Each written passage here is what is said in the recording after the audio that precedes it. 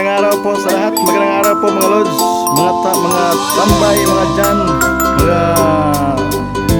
mga ka-vloggers. Magandang araw po sa lahat. Kami po ay nandito ngayon sa bundok na tinatawag na, anong bundok to? Danasan.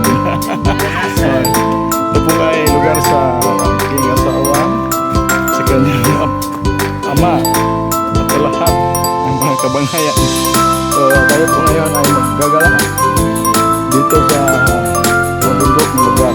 Pero maganda, masarap ang simoy ng hangin. Napakalawak ng tanawin. Napakayaman talaga dito mga guys. So ngayon po tayo po ay maglalakbay. Samahan niyo po ako. Samahan niyo po si Kuya Ans TV na maglalakbay dito sa